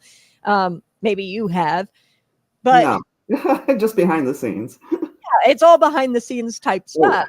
Like there's HR paperwork that you've been able to obtain, and like they've even gone as far to not release body cam footage or redact details, correct? I've had 2 body cams not given to me lately. According to the law, if nobody's arrested, they don't have to give it to me. Whoa. And both of these involve, people getting paid or an elected official, which is one of them. And people have a right to know. And there's nothing in the law, evidently, that says if it's an elected official that does something that people should know about, it doesn't matter. You can't have the body cam. Yeah, and that alone just really like raises my eyebrows. It suggests to me that they're trying to shield the worst of these people in these public institutions, and then they like are pretty quiet about the best, and like you don't get any details about the heroes. So yeah, I wonder where the accountability is going to be. I hope that the paperwork goes through. Still no action there. And I don't know. I think that they're running our public safety, and this is why people don't respect our public safety departments, our police officers, our firefighters. And it's really, I think, the public institutions and the people, the pencil pushers who aren't on the ground every single day, who are facilitating this disrespect by silencing the hero or keeping silent the heroic work, but then also simultaneously shielding these bad actors. And yeah, I don't know. I think that our message should be that, hey, we have high standards, and we're going to condemn the bad apples, and we're going to uplift the good the good heroes. So I do want to get anything else on that story, Diane, that we should know about? Well, I just think that maybe the city is afraid they're going to get sued because they're in a lawsuit right now with a police officer who was fired, and it appears that they did not have just cause to fire him, but we'll wait and see what the court says. This guy, I think they do have just cause to fire, but they're sitting on it. Maybe they think he's going to sue. I don't know. Yeah, and it gets tricky because, like you said, you don't think that the union's protecting this guy, but these guys are backed by unions, and, these public unions have way more power than they've ever had before. Unions have incredible power here in the state of Illinois, so it takes a lot to fire somebody, even a public sector union. It takes a lot to fire somebody because, and ultimately the taxpayers are going to have to foot the bill, right, Diane? Like this, because if there's a lawsuit that comes out, then we have to foot the bill. That's why public unions. And then Amendment 1 was truly disgusting here in the state of Illinois. You had Republicans voting for that thing too. But you have to consider firefighters take a long time to train. They invest a lot of money in them. Maybe they're still hoping he's going to go get help. Yeah. And really, it's the system that failed him. Like, I'm not even yes, domestic violence. And if he's abusing this woman, and clearly, according to social media, I mean, he called her a slut. I mean, that's terrible, right? On social media, anybody who does that kind of stuff, it's sad. But we've all had issues in family disputes and things like that. Unfortunately, this guy just happens to be in the public light because he's a public officer. He's a public safety officer of some kind of firefighter. But at the end of the day, I think the system's failing him too, because what are we doing about Domestic Violence Safety Act?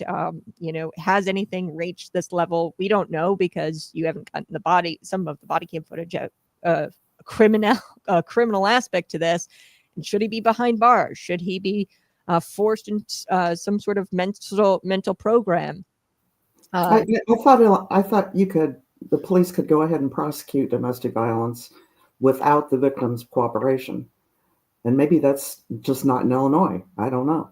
I thought so too. I thought that was an Illinois thing where you could, I think that there's enough there. I mean, because he's made it public. I mean, social media posts and things like that. And then body cam footage. And then there were witnesses, obviously, at this convention that they were at. And she had to leave the hotel room and seek refuge in somebody else's hotel room, apparently. Mm-hmm. There's witnesses to this, so I don't know. I guess not in Illinois, right? The prosecution's discretion. It just seems all over the place to me. Here in the state of Illinois, the prosecutors, it seems like they just need to have a lot in order to go after a criminal, and it might be because of the Safety Act. I don't know. But we live in a state that uplifts criminals, right? No kidding. So, I mean, and really it's a system that's failing him, and it's failing the taxpayers because we're having somebody collect paid leave, and he probably shouldn't even be there, and nobody really wants him there anymore. So according to the HR paperwork. I do want to shift gears. Let's talk a little bit about the protests that are going to be planned here for June 14th in a couple of days. What do you know about those? That's going to be at the BCPA, right? Oh, yeah. So are they all the protests happen now? Yeah, it seems like every other week, right, Diane? Mm-hmm. Yeah. Like they're planned. Really? So have you heard anything about these nonprofit organizations that are connected to this particular protest? I think what is this one called? Do you know? No Kings. No Kings. Okay. So I think that they're connected to the nonprofit 5051. Yes, they are. Which I don't know. I think that has some sort of connection to progressive billionaires somewhere, right? Of course it does. And government money. Yeah. A lot of these organizations have gotten money from the government, either through states or the federal government through USAID, to instigate chaos, because their main goal is to eliminate capitalism. They're Marxists. Mm-hmm. So the more chaos they can sow, the easier it is to overthrow the government and start over again with their version of government, which is not going to happen in America. I'm sorry. I don't care how much you sow. The government's going to come down and stop you. And thank goodness we have Trump in office to stop these people. Otherwise, it might happen. Yeah, well, and, I think it's just this shifting of people who want to be in this public nonprofit sector, and they want to do away with capitalism, where you create something, make something, sell that something that's beneficial to society. And they would much rather be hired by this nonprofit to eradicate some sort of issue, which they never really address, like whether it be homelessness or immigration or whatever, insert said cause. They would rather collect money sitting on their butts pretending to address, hunger, world hunger, or homelessness, whatever, So I think that there's a shifting going on, particularly here in the state of Illinois. And it's shocking when you go to the State House, Diane. I mean, these people just switch out T-shirts. They're all the same people. I'm not kidding. I saw one lady. I saw her there every single week. I was going to cover State House News, and I was like, I've seen this lady every single day, but she's in the Capitol with different T-shirts on. So I think she works for multiple nonprofit organizations, and she goes there and she lobbies the government, right? And the legislators aren't crafting anything. It's just nonprofits, these special interest groups. But they're all the same type of people, but they're paid to be there and lobby the government with government dollars. It's wild. I mean, the craziest thing to watch. So anything else that we need to know about in the Bloomington, Normal, Central Illinois area? I know that No King's Day is happening. The nonprofits, they're paying these protesters to be there. I don't know. I wanted to ask you a little bit about the tiny homes. Yeah, I posted a story on that this morning. Okay. But they've always made a big deal about Bloomington doesn't have to put any money into this. Well, the money is coming from the county that Bloomington gave to the county because they raised your sales taxes. This was back when the new jail was built, or the expansion to the jail. The county wanted 0.25%. Bloomington went ahead and raised it 1% and kept 3/4, and Normal pretty much did the same thing, although I didn't look up the percentages because I don't really report on Normal anymore. I consider them a lost cause. But anyway, they're sending all this money to the county and talking about NGOs. The Behavior Health Coordinating Council is the one that is supposedly in charge of this mental health stuff in town. And they're the ones who requested the money, $1.3 million, to go to help build these cabins.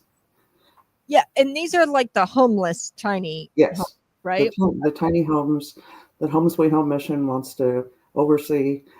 But they're not FOIA-able. They somehow organized to make themselves exempt from FOIA. And they're not the only NGO in town, believe me. There's a lot of them that get money that we never hear how it's spent. Another one is Visit BN, that works behind the scenes to supposedly encourage visiting Bloomington Normal, except we don't know what they do. I guess the meetings are open. You can go to the meetings if you want to, but they're not subject to FOIA either. So we don't know what any of these organizations do. Yeah, but they get all kinds of taxpayer dollars. So, and they're essentially agencies without being agencies. Yeah. Bloomington doesn't really need them because they have their own economic development department and community investment department and all that. But anyway. Yeah. So it's incredible also with nonprofit organizations where you go and you look at their tax filings. And Diane taught me how to do this on her page because she walks you through it. And you look up their EIN and you can go find them on ProPublica. And you look on their tax filings, like, because you can go and get the nonprofit's tax filings, but they've got this like little section called public fund. They're not legally required to disclose how much of their money comes from government and how much of it comes from private donations. So that's not separated out on their tax filings. And it's so freaking annoying because it's like, I know y'all are getting like crazy amounts of taxpayer dollars because it's all in the headlines. Like, we gave X amount, $1.3 million. So did this $1.3 million go to this Bloomington Health Council? Yes. Well, the County Behavioral Health Coordinating Council. So this is incredible, Diane. I'm going to play this really quick because the same thing is going on in LA. Okay, so the exact same thing, tiny homes. So this is Brooker T. Jones, and she was interviewing California residents. This guy particularly lives in Los Angeles, and Sheila Montney had talked about the tiny homes at the Bloomington City Council meeting a few weeks ago. But let me play this clip, and I'm going to get your reaction. Hold on, Diane. So in this area, they built 100 tiny homes to house homeless people. Tell me what's happening with those tiny homes. Yeah, those tiny homes, they fit about a bed and a little bit more. So they built about maybe over 100 tiny homes. So when that started, all the drug dealers stormed this area. So it's full open air drug dealing there every day. So of course it brings crime because they want the money for the drugs. Homes are broken into, robberies, looting, and of course homeless camps around this whole area. So these tiny homes didn't really help anything. It just hurt the whole neighborhood. The owners of these tiny homes are charging $150 a night for the size of a car. Yeah, so the city pays $150 a night for the homeless people to live in these tiny homes to a corporation who owns the tiny homes. But instead of people just sleeping in the tiny homes, drug dealing is being done by the tiny homes. That's correct, yes. So some nonprofits are operating the tiny homes, and they make a lot of money. They're paid by the city. Everything they do, they're paid. Okay, so let me get that out of here. same thing going on in LA. So this is a nonprofit organization. It's called Hope Mission. They're the only ones that I could really find that have actually broke ground on these tiny homes. Governor Gavin Newsom gave millions of dollars for these tiny homes to be built in Los Angeles, San Diego, several cities in California. And these guys have actually broken ground on 6 developments. And they're tiny homes, and the nonprofit gets paid by the city for the rent, essentially $150 per night. So this is a really this is kind of creepy because it's right here in Bloomington. So the NGO charges California charges Los Angeles $150 per night. That's the city, and then that's $4,500 per month per unit. Okay, and there's 100 tiny homes in this particular development in California. So it's weird because they're almost like taking a playbook right out of like Los Angeles here, this Bloomington Health Council. How much money are they actually going to be getting from the city in order to house homeless people there? And then not to mention the drug dealing that goes on. So what do you think about that, Diane? You would think that they're all kind of connected because like this is like step by step seems to be what's gone on in Los Angeles, but they're different nonprofit organizations. So I don't know. It's bizarre, right? Well, we don't know how much in the future they're going to ask for operating expenses. The 1.3 million is just to build it at this point. Now, how much is it going to cost to operate it? We don't have any idea. But if you look at where these people have set up camp, either in Normal or downtown Bloomington or on the west side of town, they do not take care of their property. There's trash everywhere. It's like if they can't keep their property picked up at all where they are now, do you think they're going to do it downtown? Or is Home Sweet Home Mission going to be in charge of totally cleaning the area when these people just throw trash everywhere? I don't know how this is going to work. There is a fence around the place, so maybe we won't be able to see inside. It's just going to have to play out. But there's all kinds of stories, like Denver has small houses. The people that are staying there are trashing these houses. And very few of them actually graduate out of these tiny houses back into society, back into apartments or jobs or anything. They are perfectly content just to live the way they are and keep alcohol, drugs, whatever, that it's not really treating mental health. We used to have lockups for that.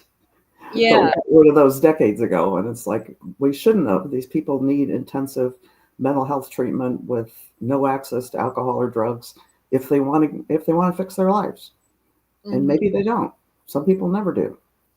Yeah, this is really, I think it's going to be terrible for the community because it's just going to amplify, I think, an already bad situation. Right now, they're intense. You see the trash, you see the trash cans, and there could be a fence around this. In LA, they've done this. And you heard from that LA resident and you saw the tents they were right outside that development. And the tiny homes, they look kind of cute, of course, on the nonprofit's website. But then you actually visit the place and you see that outside of the fence, there's homeless encampments still. And it's turned into a community of drug dealers and substance abuse. And they still set up the encampments right there. These people in downtown Bloomington can leave. They don't have to stay inside the fence. So during the day, they can wander all over downtown Bloomington, which was a problem when they were camping downtown. They were harassing people and wanting money, and it was a bad situation. And then in the meantime, Bloomington's doing this whole remodel of downtown Bloomington. It's going to go really well. It could be a problem in the future.